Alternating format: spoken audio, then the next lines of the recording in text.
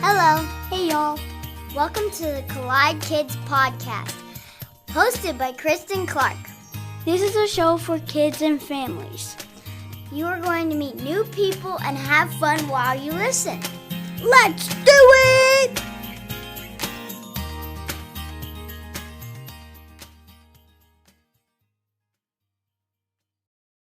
Hey y'all, Merry Christmas!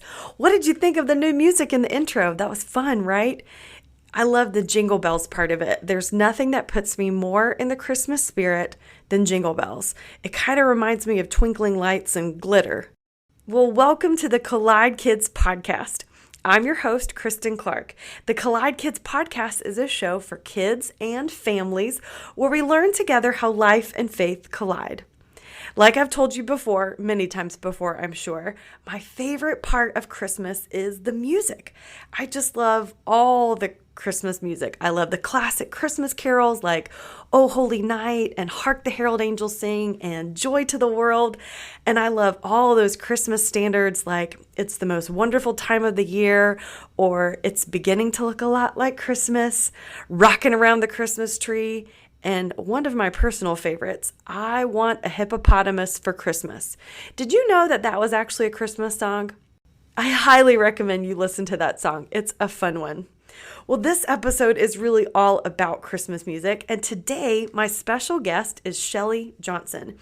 She's most well known for writing the powerful worship anthem, "Power of the Cross," which has been recorded by Natalie Grant and Steve Green and is being used in churches worldwide.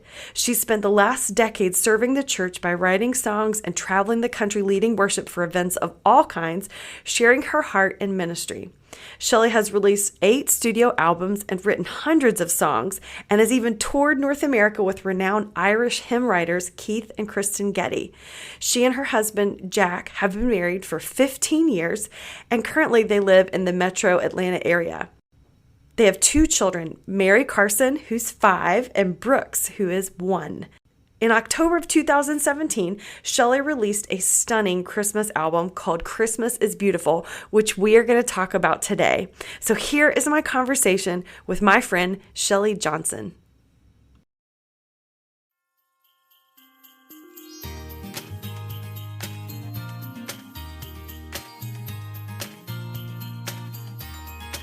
Merry Christmas, Shelly! Merry Christmas! You are the first guest of the Christmas season, so congratulations on making it. Yay! I feel so honored. Well, I am so glad you're on the show today, and I'm so excited to talk about one of my favorite things about Christmas is Christmas music. And so we're going to talk about Christmas music today, which I'm really excited about. So will you introduce yourself, tell everybody who you are and what you do? Yes. So my name is Shelly Johnson, and for my work, I am a singer and a songwriter and a worship leader. And for my personal side of my life, I'm a wife and a mother. It's my favorite roles that I get to play. So Jack and I have been married for 15 years, and we have 2 little children. Our daughter, Mary Carson, is 5, and our son, Brooks, is 16 months. And so that's just a little snapshot of my world and kind of juggling being a mommy and doing, the music ministry thing and balancing those 2 things. And just something that I really enjoy and grateful that I get to do. That's awesome. How long have you been doing music? So it's always been my life for as long as I can remember. I taught myself how to play the piano when I was probably 4 or 5. Grew up singing in church, children's choir, school choir. Just music was always my life. So I really can't remember a time when it wasn't a big part of my life. But I started doing it, I guess, professionally right after college. I graduated from Belmont University in Nashville. I went there to study music and graduated there in 2007. And then after I graduated, I just started continued with writing songs and leading worship, and just kind of continued on the path that I was already on. And just doors started to open from there, just writing with different people in Nashville and ended up doing a publishing deal and a record deal and lots of different things in the music industry. So yeah, just one thing kind of led to another, and it just all grew from there. That's awesome. Well, before we get into your whole story, this is a kids podcast, so we like to start things off with something a little fun. So I was wondering, do you have a good joke that you could share with us? So this is actually courtesy of my 5-year-old daughter. Okay. And I was telling you before this started that this is either going to be really funny or it's going to just be completely not funny, because it's obviously much funnier when she tells it. Okay. But this is her joke, so this is completely out of her brain. So Okay. she's 5 years old, so take that for what it's worth. So this is her joke. Ready? Uh-huh. Knock knock. Who's there? Knock knock. Who's there? No, you say knock knock who? Oh, knock knock who? How dare you knock on my door? And she just thinks that's the funniest thing ever, and I have no idea why. How dare you knock on my door? I love that. It's so dramatic. Yeah. Oh, that's funny. I love that. That's a good one. For a 5-year-old, that's a great joke. That's awesome. So you started music when you were younger. Did you start in like playing an instrument, or was it something at church? What was your thing that got you interested in music in the first place? Yeah, so I would say it kind of started, I mean, I was always involved, in children's choir, so singing, I was always kind of singing, as a kid, but I was always drawn to the piano, and at a really young age started begging my mom to let me take piano lessons. And I was the youngest of 3 girls, and so my older 2 sisters had taken piano lessons and just weren't really that into it, didn't really, put a lot of, effort into it. And so my mom didn't really want to spend more money on piano lessons for a 3rd kid.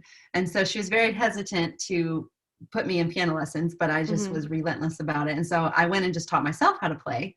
And then she kind of was like, oh, maybe she's serious about this music thing. She's just going to go teach herself how to play. So that's kind of how it started. And I grew up playing classical piano and singing, at church and at school. But then everything really kind of took this monumental turn. When I was 14, my dad was diagnosed with cancer, and just my whole life just stopped, and everything changed at that point. And it was during that season that my dad was battling cancer that I started writing songs.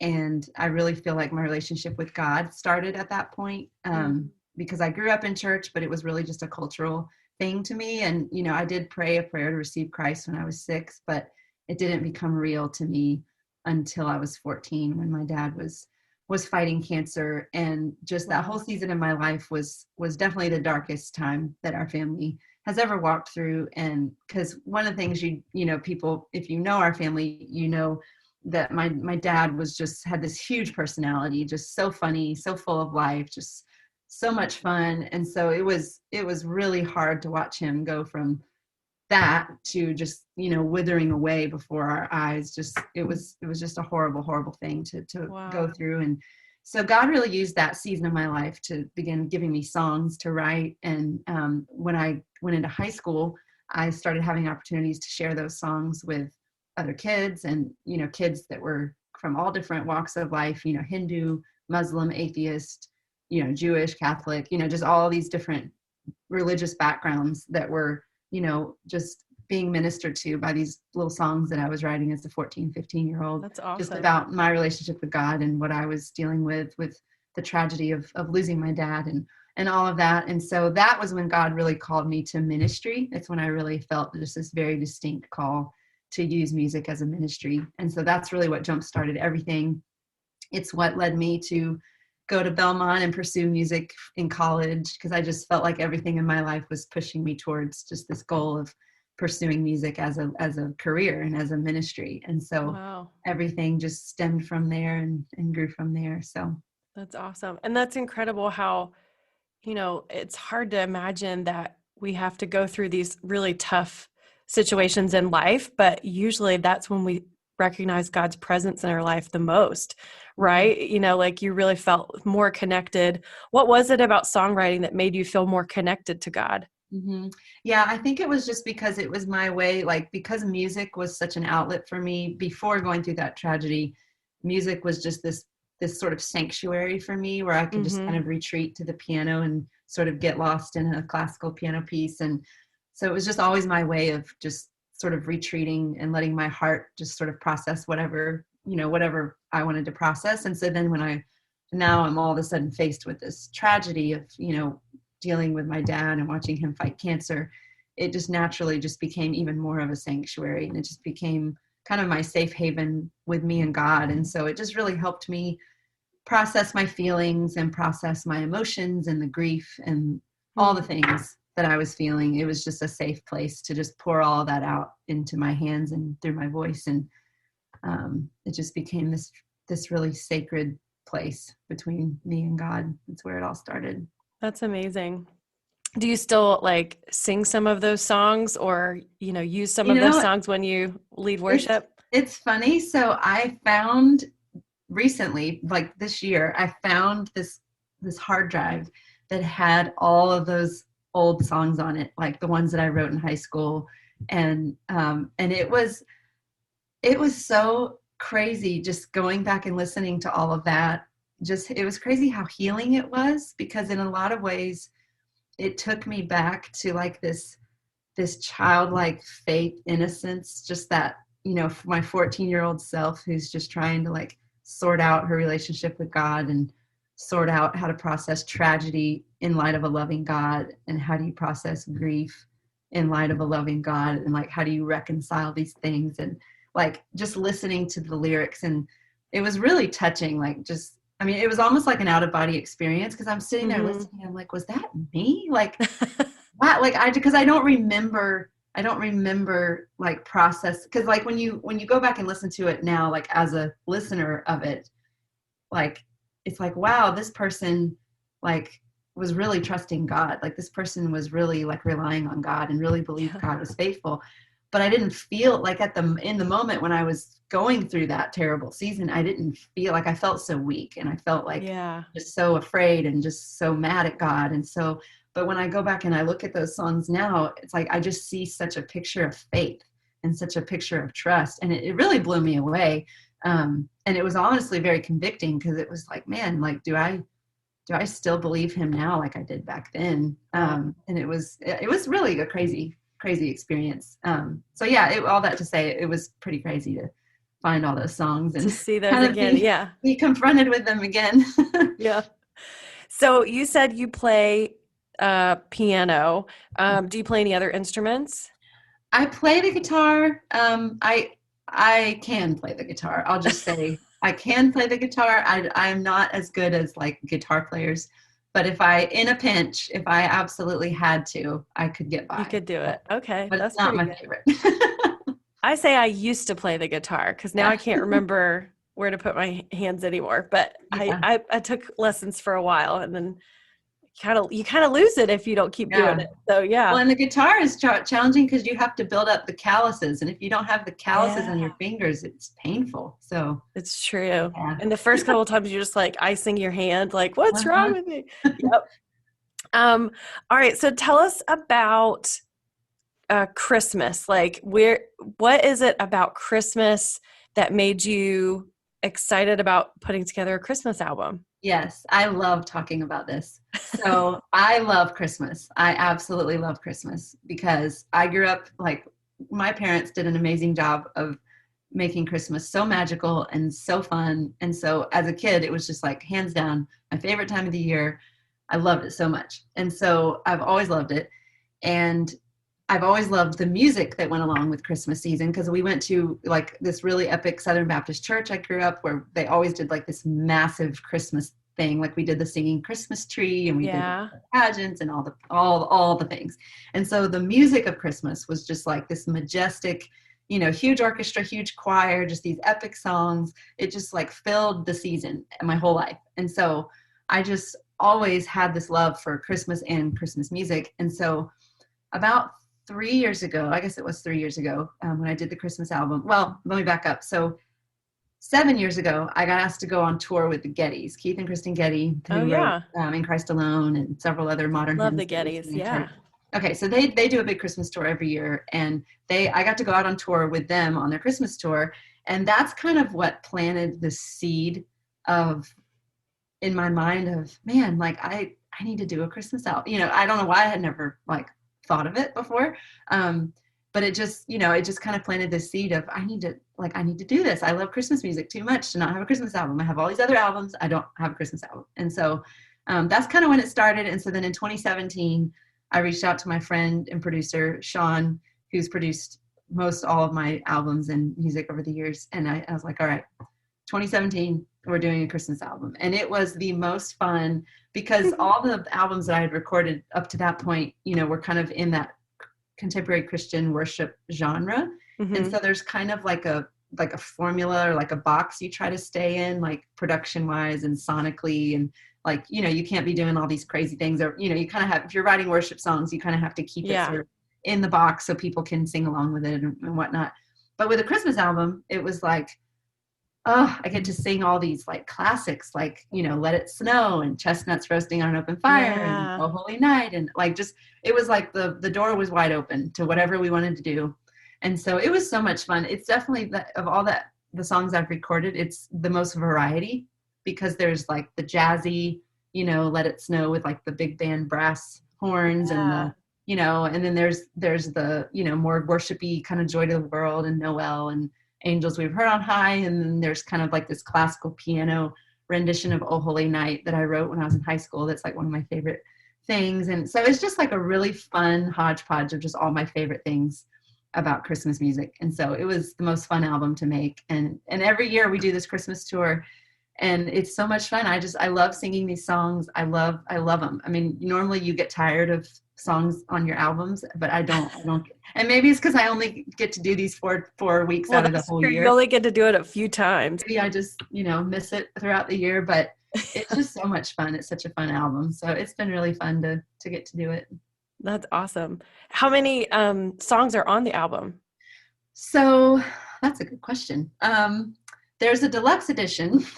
Ooh, so the original Christmas album, Christmas is Beautiful, that came out in 2017, I think it has 11 or 12. And then we did a deluxe edition with like 4 more. So there's probably 16 total. Yeah, that's a lot of fun. Yeah, it is a lot of Christmas music. What was your favorite song on the album? We'll be right back after this. You know, raising kids in the digital age isn't easy, but Bark Technology makes products that help parents keep their kids safe online and in real life. They have an app, a phone, and a home device that lets families set parental controls on their internet-connected devices. I love the app because it helps us manage screen time and blocks websites and apps we want our kids to avoid. It also sends alerts and gives us the ability to monitor texts and social media and even track your child's location. Visit bark.us to learn more about how you can keep your kids safe online. Use the code COLLIDEKIDS to get 15% off your subscription of the Bark app.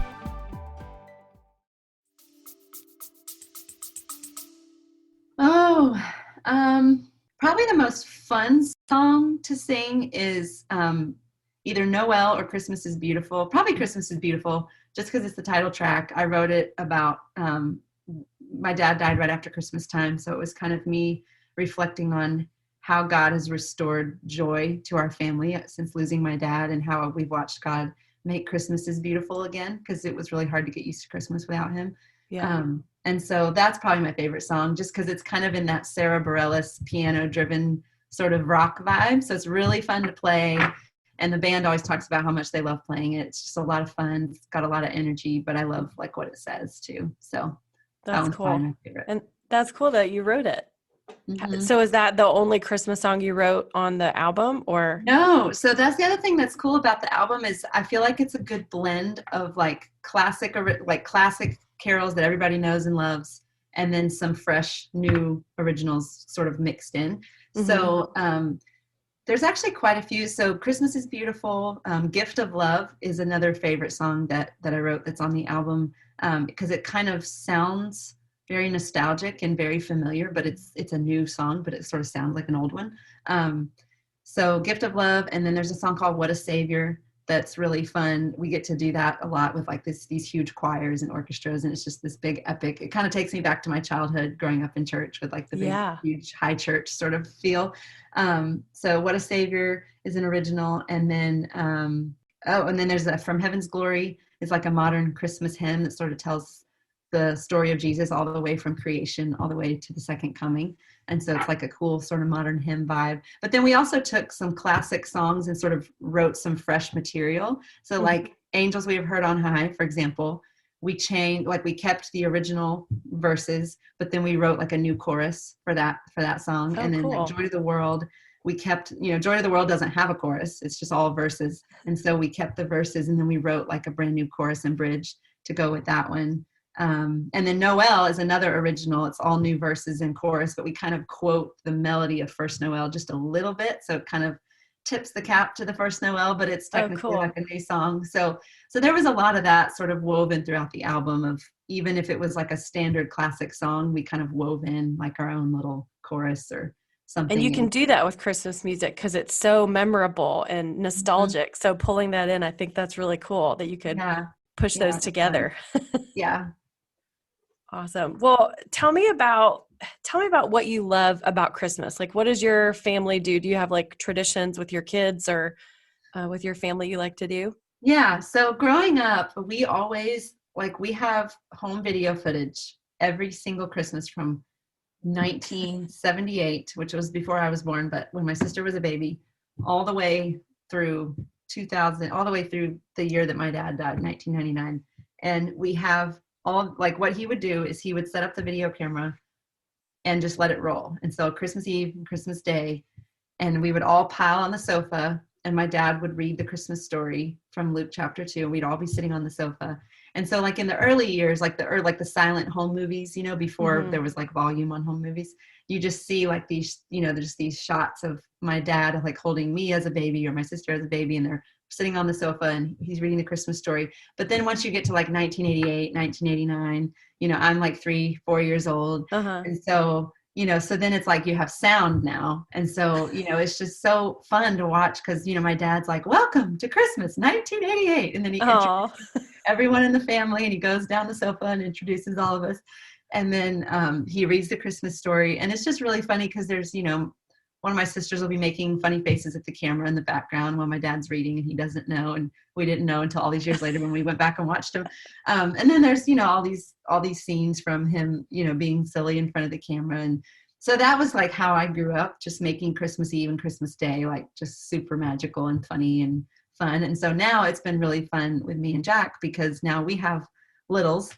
And so we've started doing that too. So we'll set up, put my iPhone on a tripod and just video. We'll pile on the sofa and read the Christmas story and video it. And we started doing that when Mary Carson was 3 because, before that she was just running around. So there wasn't, couldn't really do it. But we started that tradition when she was 3. And so yeah, it's fun just like continuing that. And so what we do is we usually do that. And then we put out like cookies and whatever, milk or for Santa Claus. It was funny because growing up, we always put out Diet Coke because my dad drank Diet Coke. And we never thought that was odd that all the other kids put out milk for Santa, but we put out Diet Coke. Well, Santa probably appreciated a Diet Coke in there once in a while. Yeah. So anyway, that was really funny. But yeah, so we kind of just continue those traditions from being a kid, and it's really fun. That's awesome. I love that. So tell us about what it is about Christmas that makes you love God more. That's a great question. I think it's just the wonder of the story of Christmas. Like, I think this really came to life for me when I became a mom because of like the timing of when my kids were born. I got to be like newly pregnant at Christmas time, and then I got to have a newborn at Christmas time. So both times, like I was like with both my kids, I was like, 2 months pregnant at Christmas time.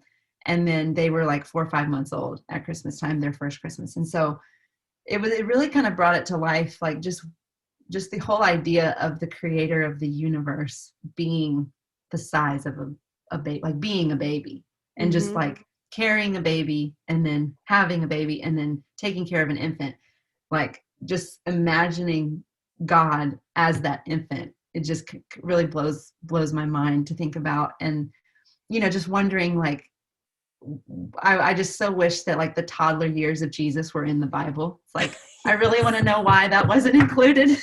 Like, because I would just love to know so many things. Like, did he pitch fits? Did he what was that, what was that dynamic like? And then, when he got a little bit older and he's like, did he ever act like a know-it-all to Mary? Because technically he did know it all. So it's like, what was that dynamic? Did he have any good knock-knock jokes? Yeah, exactly. Exactly.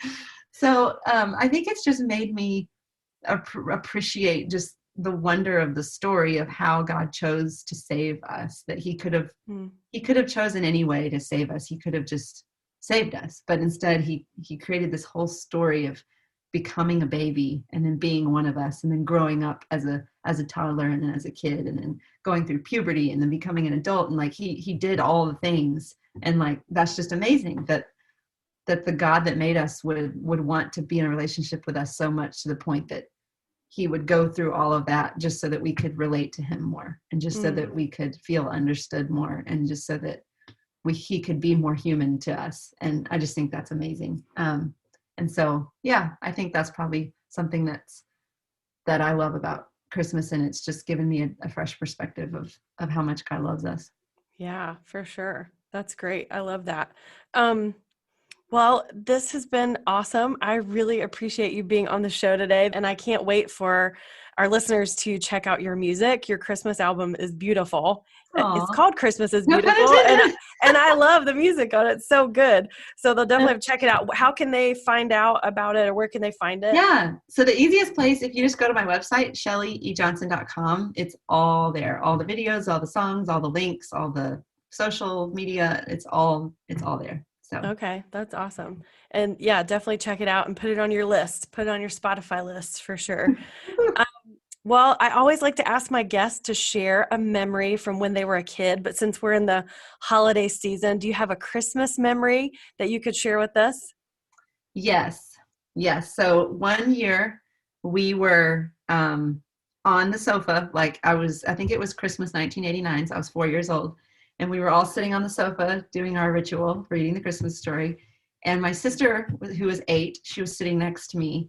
And my dad was in the middle of reading the Christmas story. And she was trying to put her arm around me. It's very sweet. She was trying to put her arm around me to sort of like give me a little snuggle and like pull me in. Mm-hmm. And in the process of that, I guess she like poked me in the eye. And so I was very dramatic as a child. And so the slightest little thing would just like be so much bigger, the way I reacted to it. And so I like started crying and like got off the sofa and ran to the bathroom. And my dad's like, wait, what happened? What, because he's in the middle of reading the Christmas story. Well, so on the way to the bathroom, the video camera was set up on the tripod. And so you see like my whole family on the sofa and they're like, watch out for the video. And then it's just, and you just see the whole screen like starts to shake and then the whole thing goes away. And so I had like completely crashed into the video camera and knocked it over. And so on the home video, you just see, that whole thing unfold. And then the next thing you see is just the scene again of the whole family on the sofa. Take two. So that was a pretty funny Christmas memory. That's awesome. And I remember it when I was watching it on the video. I was like, I remember this. I remember how bad my eye hurt. Well, and so good that you have it on camera for everyone to watch for generations to come. Yes. That's awesome. Well, this has been so great. Thank you so much for being on the show and for sharing with us your story and your music. And hope you have a Merry Christmas. Yeah, thanks so much for having me. You guys too. Merry Christmas, everyone.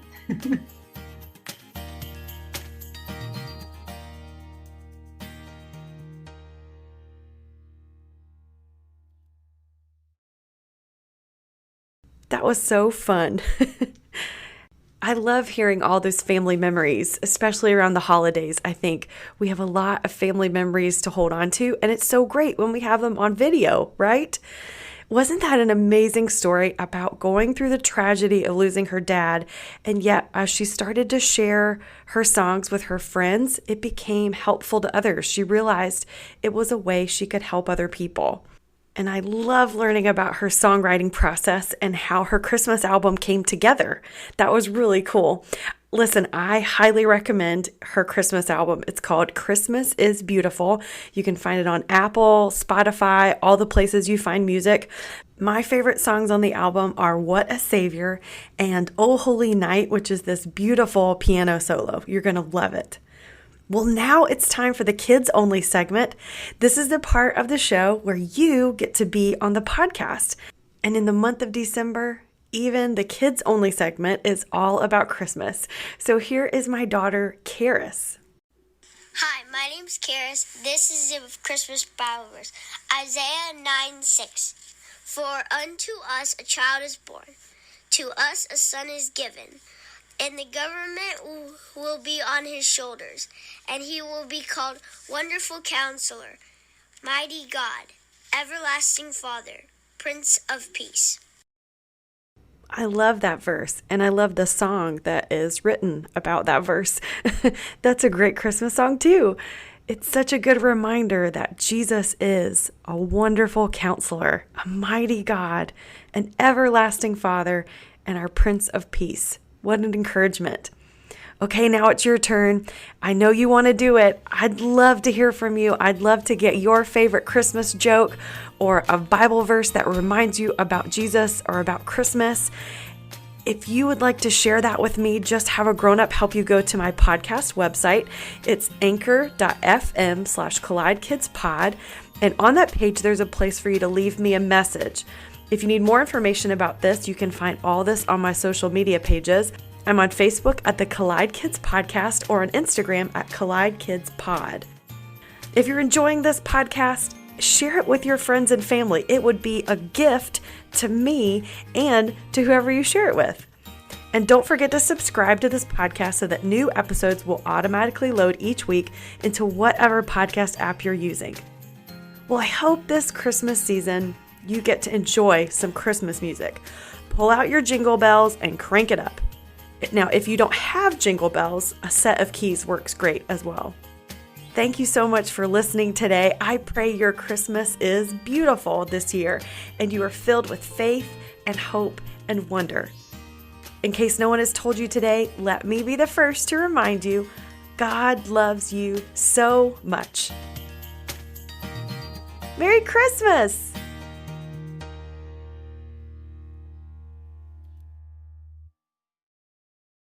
You don't have to go very far looking for bad news because somehow it just finds you. So finding peace in the chaos can be really difficult, but it doesn't have to be because the River mobile app exists. The River is a Christian music radio station dedicated to playing music to help you get through life's toughest moments or life's happiest moments and everywhere in between. And all from artists who love Jesus and are real people just like you. Listening is easy. You can download it wherever you get apps from. Just search 1049 The River or listen online at riverradio.com. And know that The River is proud to partner with the Collide Kids podcast.